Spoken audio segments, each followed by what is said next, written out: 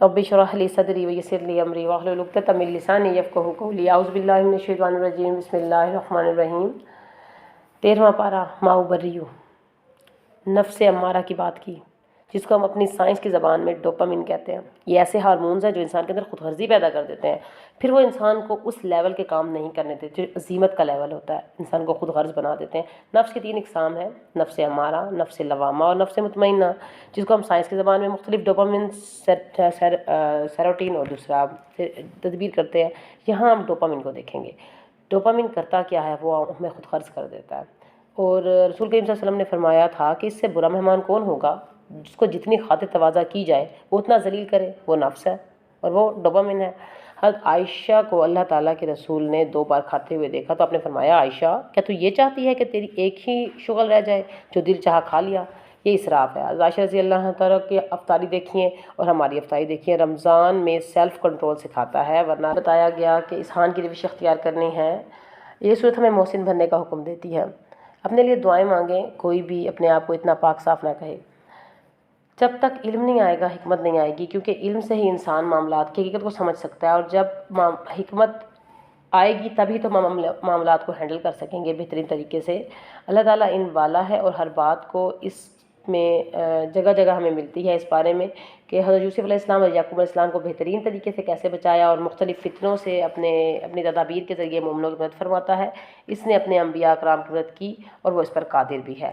اللہ تعالیٰ الزامات کی حقیقت کو بھی جانتا ہے۔ حضرت یوسف پر الزامات لگائے گئے، بنیامین پر الزامات لگائے گئے، اللہ جانتا ہے الزامات کے پیچھے کتنی بڑی خیر ملتی ہے۔ اگر بندہ صبر کر لے اور سچی بات بھی جھوٹی لگ جاتی ہے، اس پر غم نہ کرے کہ سچی بات جھوٹی کیوں لگ رہی ہے، بس اس کو پی جائے۔ حضرت یوسف علیہ السلام کی طرح پوری بات دوسرے رقوم کے اندر ملتی ہے، اور اپنی پریشانیوں اور غم کا تذکرہ صرف اللہ تعالیٰ سے کرنا ہے۔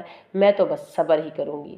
شاید اللہ تعالیٰ سے دعائیں کرتے رہنا ہے، اللہ کی طرف سے دعوت دینا ہے، اللہ لوگوں کو خبردار کرنا ہے اور انذار پیدا کرنا ہے۔ ہر نبی کا کام تھا، وہ منذر تھے، اور آج بھی جو لوگ اللہ کی راہ پر بلاتے ہیں، دعوت دیتے ہیں، وہ منذر کا کام کر رہے ہیں۔ اس وقت رات ایک ہلکی پھلکی صورت ہے، مگر نیتیں بہت زیادہ ہیں اس میں۔ نبی کریم صلی اللہ علیہ وسلم کی دعوت تبلیغ کو پر غور و فکر کا حکم دیا گیا، اور فرمایا کہ جو اس کو سنے گا اور سمجھے گا وہ عقل مند ہے، اور جو نہیں سمجھے گا وہ بے وقوف ہے۔ اور بتایا ایک وقت تھا جب ہم دنیا کے سٹیج پر سورج بن کر چمک رہے تھے، پوری دنیا میں ہمارا نام تھا۔ ویسٹرن لیڈیز مطلب نقاب کر کے نکلتی ہیں، جس طرح سے آج ہمارا مروب ہو جاتے ہیں ان لوگوں سے، اس طرح سے لوگ ہم سے مروب تھے۔ وقت کی پابندی تھی ہمارے اندر، کاموں کو ہم اسٹیبلش طریقے سے کرتے تھے۔ آج ہم اگر کوئی شادی کارڈ دیکھ کر ہی ہماری شادیوں پہ آ جائے تو وہ شرمندہ ہو جاتا ہے۔ ہمارا کیوں یہ حالات ہو گئے؟ کیوں ڈسپلن ہم نے ختم کر دیے؟ اور جو ایوریج کام تھا وہ ہم ابو ایوریج کیا کرتے تھے، لیکن آج ہماری قوم کیوں بگڑی؟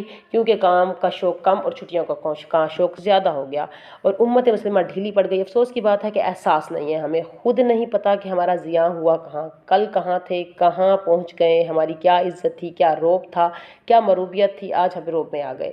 وائے ناکامی متائے کارواں جاتا رہا، کارواں کے دل سے احساس سے زیاں جاتا رہا۔ زیادہ تکلیف کی بات یہ ہے کہ ہمیں احساس ہی نہیں ہے کہ عظیمت کی داستانیں، آپ جا کر اسپین کی ہسٹری کو پڑھیں، کس طرح سے فرقہ واریت کی وجہ سے وہ لوگ تباہ ہوئے، اور آپ ترکی کی ہسٹری پڑھیں کہ کس طرح سے لیول تھا۔ آج ہم اپنے ملکوں میں ان کے قانون مانگتے ہیں، آزادی مانگتے ہیں، اور ہم ان کو رول ماڈل سمجھتے ہیں۔ وہی لوگ جو ہمارا مذاق اڑاتے تھے، آپ ان کا رنگ ڈھنگ اپنا کے اپنے آپ کو اچھا سمجھتے ہیں۔ یہ سب کیسے بدلے گا؟ تبدیلی کیسے آئے گی؟ علم کے ساتھ آئے گی۔ علم دوست بنے، ہمارے گھروں میں کتابیں اخبار ہونی چاہیے۔ آج یہ سوچ لانے کی ضرورت ہے، علم پر خرچ کرے، دل کھول کر خرچ کرے۔ کیا ہمیں یہ سوٹ کرتا ہے کہ پوری دنیا میں کام ہو رہا ہے اور ہم یہاں پر آرام کریں؟ کیا کریں؟ وہ کیا کر رہے ہیں؟ حالت سنواریں۔ ترقی یافتہ قوموں کی خوبیاں کیا ہوتی ہیں؟ وقت کی پابندی ہوتی ہے، محنت ہوتے ہیں، پلاننگ کرتے ہیں، علم دوست ہوتے ہیں، صفائی پسند ہوتے ہیں، انسانی قدر کرتے ہیں، لیبر آف ڈگنیٹی ہے ان کے اندر، محنت، وقت کی لگن، ڈیڈیکیشن۔ زندگی میں مقصد بنائیں۔ جینے کے لیے کھانے کی ضرورت ہے، کھانے کے لیے نہیں جینا۔ صبر کریں۔ اعلیٰ ظرف کون ہوتے ہیں؟ جو تھینک یو کرنے میں اور آئی ایم سوری کہنے میں دیر نہیں لگاتے، اور جو آج ہمیں ضرورت ہے ہاسپٹیلٹی کی۔ پھر میں آپ جو کر سکیں گے اسے دنیا دیکھے گی۔ ہم ان کو اچھی باتوں کو تو کم از کم فالو کر ہی سکتے ہیں نا، یہ باتیں کرنے سے نہیں ہوگا، محنت کرنی پڑے گی، اس کے لیے وقت لگانا پڑے گا۔ ہم زندہ کتاب پر ٹائم نہیں لگا سکتے۔ آپ ساؤتھ امریکہ کو دیکھیے، کتنی محنت کی انہوں نے، فل ڈیڈیکیشن دی، احسن و عملہ، بہترین طریقے سے قیام کیا۔ ہماری زندگی میں نہ تو ہم تڑپ کر جائیں گے، لوگوں کو یہ سوچ دے کر جائیں گے تو انشاءاللہ فائدہ ہوگا۔ آیت تدبر ہے 18 نمبر میں سورۃ رعد میں 118۔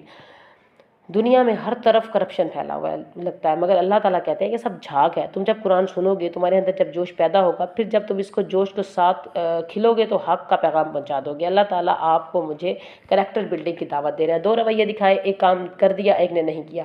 جو کر دیتا ہے وہ کتنا بہترین ہوتا ہے۔ کرنا کیا چاہیے؟ صرف ایسا کرنے کی ضرورت ہے کہ ایکسٹرا عقل چلانے کی ضرورت ہے، آئیڈیاز لائیں، بہترین طریقے سے کام کو کریں۔ انڈیویجول لیول پر نہیں آنا، ہمیں سوسائٹی کے لیول پر آنا ہے۔ میرا گھر، میرے بچے، میری شادی، بچوں کی پڑھائی، رشتے، جاب، پھر ہم اپنے آپ کو پرسنل لیول پہ لے جاتے ہیں۔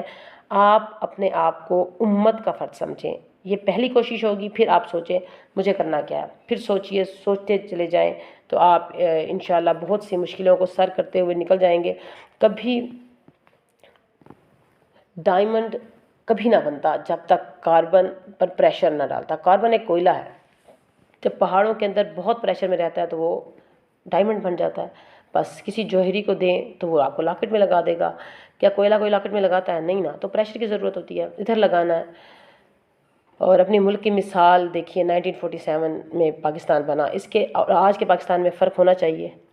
ہر دن آپ کو مجھے کام کرنا پڑے گا۔ جب کام ایک بار سیٹل ڈاؤن ہو جاتا ہے تو پھر کم محنت کرنی پڑتی ہے، کیونکہ مومنٹم سیٹ ہو جاتا ہے، خود ہی مومنٹم سے خود ہی بخود چیزیں چلتی رہتی ہیں۔ آج میں اور آپ وہ انسان ہے جنہیں دوبارہ وہ کام کرنے کا موقع مل رہا ہے جو صحابیات کو ملا تھا۔ آپ کو ابھی بھی اپنی ویلیو کو پتہ نہیں چلا۔ انسان اپنا آج کے دور میں مجھے آپ کو اسلام کے خلاف اٹھنے والی کوششوں کا جواب دینا پڑے گا۔ اس کے لیے اسلام کو سیکھنا پڑے گا، اس کی خدمت کرنی پڑے گی، اس کو عزت دینی پڑے گی، اس کو اونچا کیجئے۔ I am proud to be a Muslim, اس کو اونچا کریں گے تو کام ہوگا۔ اپنا حال حلیہ پر فخر کریں، اپنے آپ کو دکھائیں، اپنے اسلام کو دکھائیں، اللہ کے بھی بندے بنیں اور لوگوں کے ساتھ بھی اچھا سلوک کریں۔ آپ دیکھیں گے کہ 50-60 سال یہ صدی کے اندر امید ہے اسلام دوبارہ سر چڑھ کر بولے گا۔ آزمائشیں آئیں گی، مگر یاد رکھیں آزمائشیں مومنوں کو پاک کرنے کے لیے آتی ہیں، اصلاح کرنے کے لیے آتی ہیں۔ ٹھیک ہو جائے گا سب، اسلام کمزوریاں دور کر دیتا ہے۔ اپنے اندر اسلام لائیں، آپ صاف ہو جائیں گے، مضبوط ہو جائیں گے۔ اپنے حق کو مین سکرین پر لے کر آئیں، میڈیا پر، سکرین پر، ادھر ادھر نیٹ میں، چینلز میں لوگوں کو اسلام کا رنگ روپ دکھائیں۔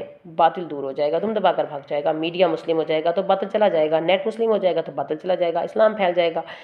نیٹ سے تو اتنا دل پھیل رہا ہے، ظاہر سے باطل میں پھیل رہا ہے۔ پھر انسپائر ہم کریں گے لوگوں کو، انسپریشن ہم نے کرنی ہے، مشقت کرنا پڑے گی، وقت لگانا پڑے گا، لوگ گھروں کی والوں کی باتیں سننا پڑیں گی، مال اور اولاد اسکل چاہیے، باتوں سے کچھ نہیں ہوتا۔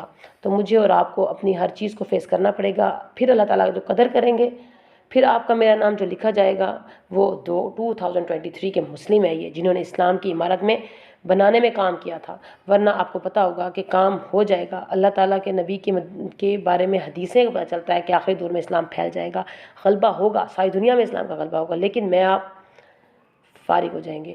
جیسے کوئی گھر بنتا ہے تو اس میں اینٹیں بچ جاتی ہیں، ادھر ادھر لگ جاتی ہیں، کبھی مزدوروں کے کھانے میں، کبھی کرکٹ کی وکٹ میں، ضائع ہو جائیں گے۔ اینٹیں لگائیں اسلام کی تعمیر میں، ابو بکر لگ گئے، عمر لگ گئے، علی لگ گئے، عثمان لگ گئے، مجھے آپ کو لگنا ہے۔ دعا کیجئے مجھے آپ کو اللہ لگا دے، کھپا دے، دیکھیں پھر انجام کتنا پیارا ہوگا۔ اللہ مجھے لگا دے، میں کہیں بچی کچی اینٹوں کی طرح ضائع نہ ہو جاؤں۔ بڑے بڑے کاموں کے لیے بڑے بڑے حوصلے چاہیے، گھر، مال، بچے، دنیا، پاؤں کی بیڑیاں بنتی ہیں، ان کو ہٹائے، اللہ کے راستے پر اللہ تعالیٰ راستے آسان کر دیں گے۔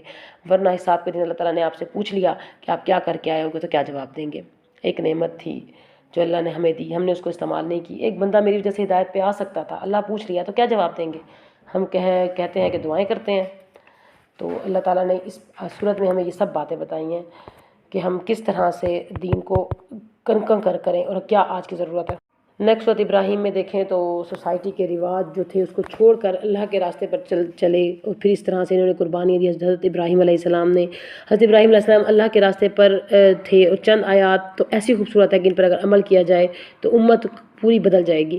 دوسری بات یہ ہے کہ کفر کو چھوڑ کر شکر ادا کرنے والے بنو، ناشکری مت کرو، پازیٹیو نیگیٹیوٹی سے نکال دو، پازیٹیوٹی لے کر۔ اس طرح سے آپ کو اللہ کے راستے پر مضبوط درخت کی طرح کھڑا ہو جانا ہے۔ ایک آیت میں اسلام کا خلاصہ ملتا ہے کہ اسلام درخت کی طرح پھیلتا ہے، اور اس طرح سے 8 ٹاپک ہیں اس کے اندر۔ اینڈ میں ہمیں آیت نمبر 22 میں شیطان کی سپیچ دکھائی گئی ہے۔ اگر ہم اس کو دیکھیں تو عمل کی باتوں میں یہی ہے کہ کس طرح یوسف سے نفس مطمئنہ کیسے لے کے آنا ہے، صبر جمیل، اللہ کا ذکر، محسنین کی صفات، اللہ کی تسبیح۔ السلام علیکم ورحمۃ اللہ وبرکاتہ۔